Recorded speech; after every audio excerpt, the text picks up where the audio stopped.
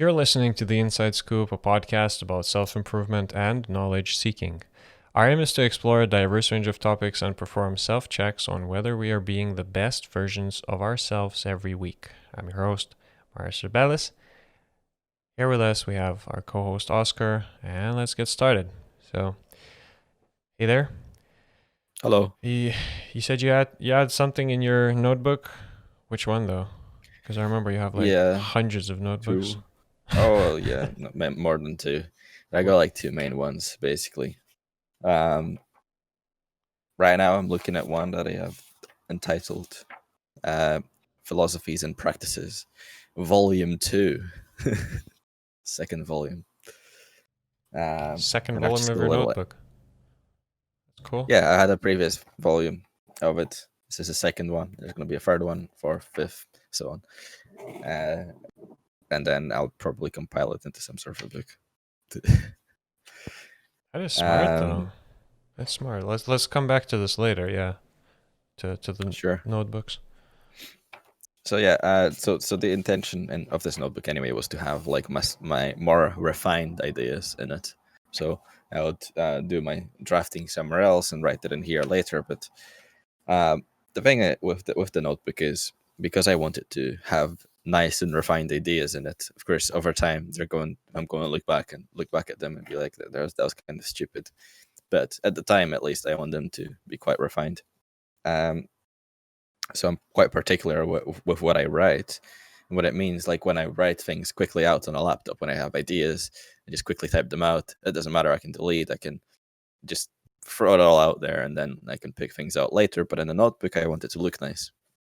And so I'm actually slowly going through my thoughts and like being very organized with my thoughts, and not just like splurging things out. Just kind of like, which is an interesting paradigm for thinking, where you have to actually stop and think about what you're thinking and make sure that it makes sense instead of just throwing it all out there. And there's uses for both.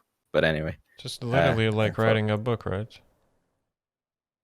I don't think I could write a book. I'm not a skilled writer. But Well, you don't become a skilled writer by just being born, right?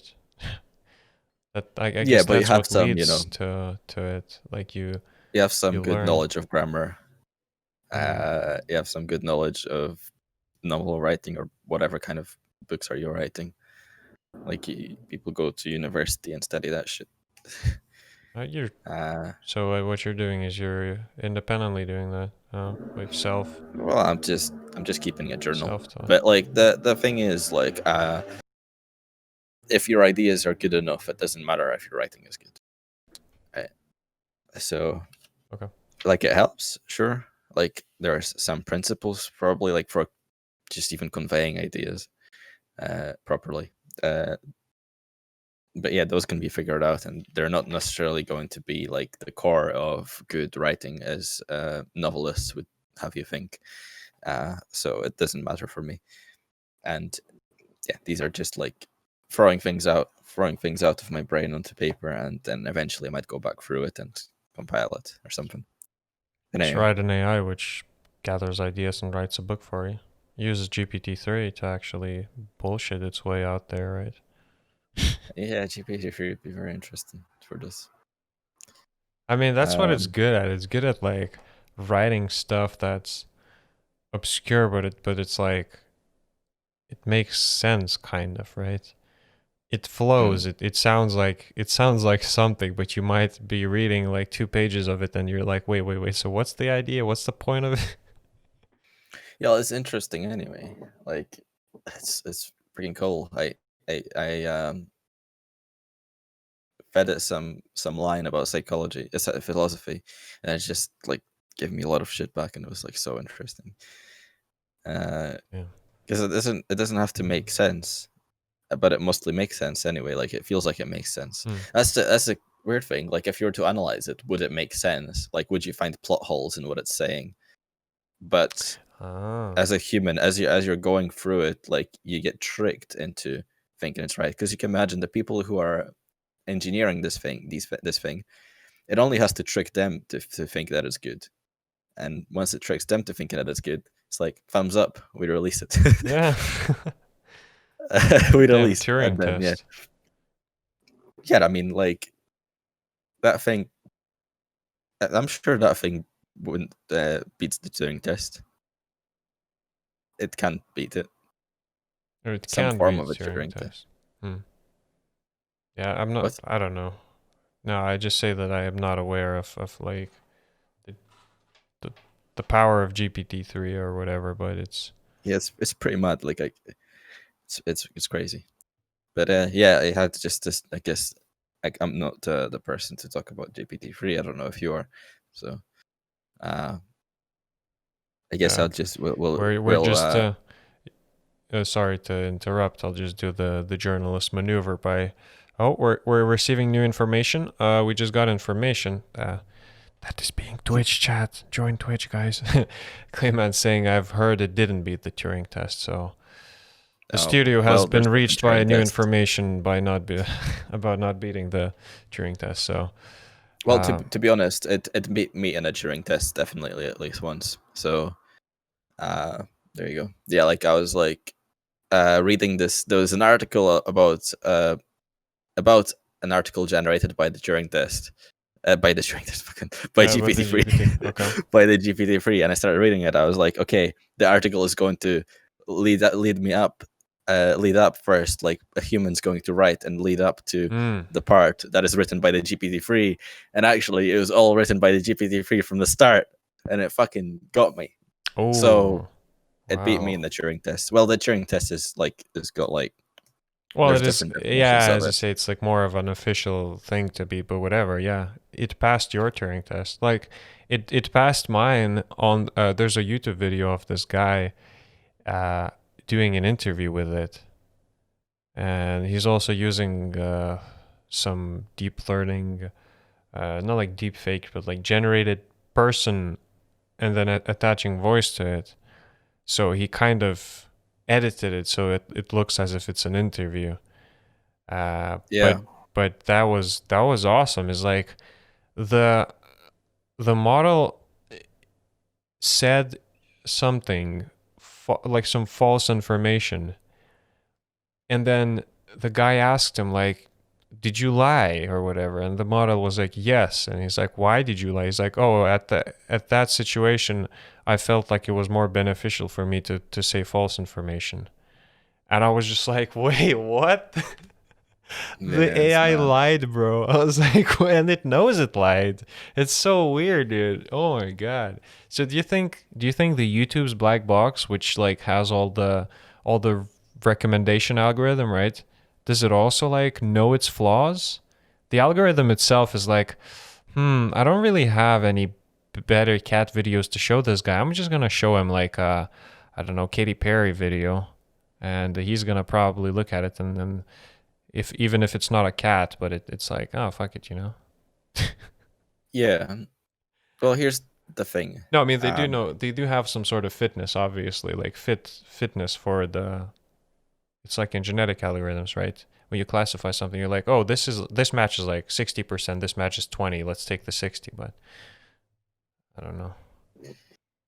Yeah.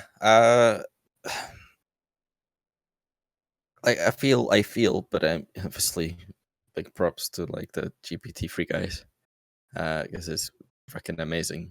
But starting with GPT-3, I don't think we can.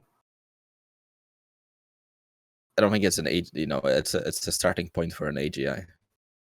I don't think we're building from like the first principles that we need to. But I don't know about it. It's not the right way of approaching it, right? It's like, yeah, I was thinking about the same kind of. It is analyzing like Wikipedia's and stuff and what people said, but it's not. So it's kind of good enough to trick us to think that this is good, but it's not like. Well, how it can lie and then know it's lying, that's interesting. Yeah, that was weird. So it's like it is. So, but what do you think? What if there's one way to like do it from the first principles or whatever, to like rethink of how we should do a general intelligence, or to just keep throwing computing power and data at it until it just learns to learn itself or whatever. Well, I think no.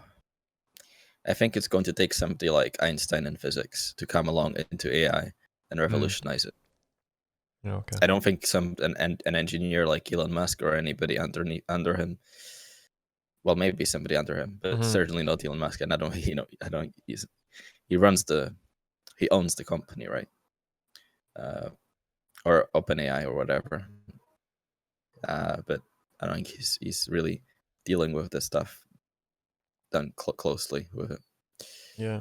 But yeah, I think somebody's just gonna have to come along and like be like, I heard it on a podcast. I haven't listened. I think it was on Lex Friedman's podcast with somebody that he was interviewing about AI, and he was like, yeah, like a lot of what we're doing is literally just like tweaking parameters and optimizing things, but we need like a completely revolutionary approach.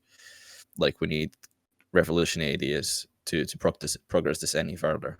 And like I don't read that much about it because of my approach. But it makes sense that like we've discovered this thing, like we've discovered this deep learning, and now we're kind of in this trough and this valley. Yeah. And we're kind of stuck here for now. Like it does, because it does so many things for us. It's just so easy to take what we know already, apply it, tweak some parameters, and get it to work on some new stuff. And without but somebody, there's obviously people out there who want to revolutionize the field again, like, and somebody's going to have to come along and do that. Somebody like on somebody like Einstein was for physics. So it's going to be just one person who comes along and he's going to have a brilliant idea. Yeah, most likely. Yeah. But the thing is, like, that doesn't mean everybody else is unimportant, because all of the information that's around us, like, because it's there, you can get a little bit of information here, get a little bit of information here, and as I said, that's your knowledge seed, and that gives you an opportunity to be original, a greater opportunity to be original than ever, really, like in new ways. So I think we've got a breeding ground basically for somebody like that to be generated, if you like. True, there's definitely room for a guy like that to pop up out of somewhere. And someone will. That's the thing, right? It's usually there's someone who takes a place, and then you just think like, oh my God, how did that guy happen? Like even Elon Musk, right? How the hell did that guy come to be? But then you realize that, yeah, he was just driven, he was motivated, he was in the right place at the right time, and he did what he did, and then now he's doing pretty well. And then also, with all of the meme culture of his, it's like, I don't know how like the Boring Company came to be, right? He must have come up with that and like had some more serious thoughts, or maybe he was just memeing with someone and he's like, yo, just dig holes under LA, why not? And he's like, actually, I'm gonna do it, and he did it, right? It's like, the guy's a genius, but yeah. Yeah, the guy's a genius as an engineer, as a businessman. But obviously, he wouldn't have the capacity to, revolutionize the field, because he's already doing so many things. Like, it takes a certain. I mean, you could say he revolutionized cars. I think he The car could market. revolutionize like other stuff, like for sure. He already revolutionized the space industry. In the engineering sense, yeah. But in terms of like changing like an entire way a field thinks about what it does. Yeah, well, yeah, I mean, that's a different case. Like, I'm not going to deny him his genius. Like, the dude is a genius, and I'm not denying that. Like, No, I But see what you mean. Yeah, I mean, he didn't come up and, but who's gonna come out there and create some sort of like magnetic boots which allow you to put on those boots, and then it just takes you to like a different part of town somehow by some weird thing. Like you're still gonna be using a car, so it's like he didn't just revolutionize transport industry by providing some absolutely whack solution, right? It just makes sense that we are still gonna use the wheel. Like we don't reinvent the wheel, we just still use it until some invention comes where maybe you're able to teleport or whatever. Like I don't think transport industry is gonna be changed from its roots until someone finds a way how to teleport, right? Other than that, we're still yeah, well, gonna have to that's take an item and move it from A to B, and be it space industry or transport or yeah, well, whatever. that's what I'm saying. But yeah, that's what I'm saying. He wouldn't be the person to invent teleportation or whatever, because he's an engineer. He takes our knowledge that we have, he learns it really well, and he applies it. What you need for revolutionary things in science is disruption. Somebody comes along and he's like, I don't like the way you're doing this. I'm going to question this until I find a new way. Mm, mm, It's like, I feel like there's something not quite right here. And then like one in a million, 1 in 1,000, you get one person who's actually right in thinking that we're not doing it right. And he's like, and he gets it. But but you can't manufacture that. Like that's just pure randomness. That's how you get that. So you can't predict like where it's going to occur. I mean, you can try to make an environment like it's probably gonna be a tough environment. Like maybe not unforgiving, maybe a forgiving environment, but a tough one, right? Somebody who's somehow perhaps, yeah, just odd, just an not a normal person, maybe. mm. Right? Yeah, Doesn't I just get, I get wired what you mean. Yeah, I get what you mean. just wired differently, right? So, like even in music, right? Because we're talking about science, but somebody like Eminem is a fucking genius in music, right? How do you predict something like that? You can't manufacture an Mm. Eminem. He just comes out of nowhere and he's like, I'm gonna fuck Yeah, this game up. true. Wait, how do we not manufacture M&Ms?